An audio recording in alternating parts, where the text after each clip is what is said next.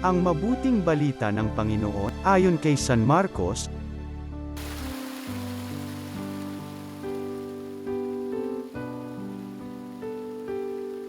noong panahong yun, nakarating kay Haring Herodes ang balita tungkol kay Jesus, sapagkat bantog na ang pangalan nito. May nagsasabi, siya'y si Juan Bautista na muling binuhay, kaya nakagagawa siya ng mga himala. May nagsasabi naman, siya'y si Elias. Siya'y propeta, katulad ng mga propeta noong una, anang iba pa. Sinabi naman ni Herodes nang mabalitaan niya ito, muling nabuhay si Juan na pinapugutan ko. Si Herodes ang nagpahuli, nagpagapos at nagpabilanggo kay Juan dahil kay Herodias.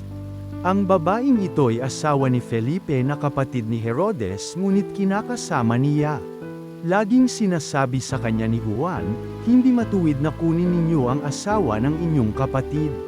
Kaya't si Herodias ay nagkimkim ng galit kay Juan.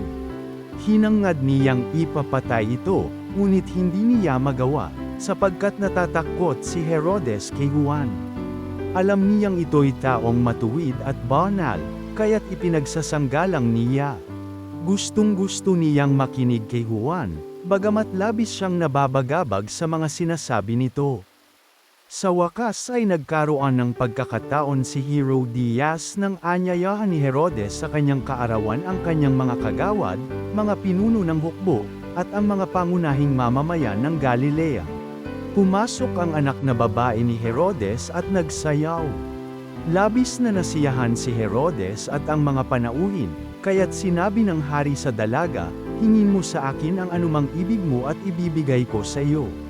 At naisumpa pa niyang ibibigay kahit ang kalahati ng kanyang kaharian kung ito ang hihilingin. Lumabas ang dalaga at tinanong ang kanyang ina, ano ang hihilingin ko? Ang ulo ni Juan Bautista, sagot ng ina. Dali-daling nagbalik ang dalaga sa kinaroroonan ng hari. Ang ibig ko po'y ibigay ninyo sa akin ngayon din, sa isang pinggan, ang ulo ni Juan Bautista, sabi niya. Labis na nalungkot ang hari, ngunit dahil sa kanyang sumpa na narinig ng kanyang mga panauhin, hindi niya matanggihan ang dalaga.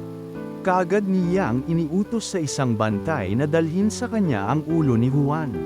Sumunod ang bantay at pinugutan si Juan sa bilangguan, inilagay ang ulo sa isang pinggan, at ibinigay sa dalaga. Ibinigay naman yun ng dalaga sa kanyang ina.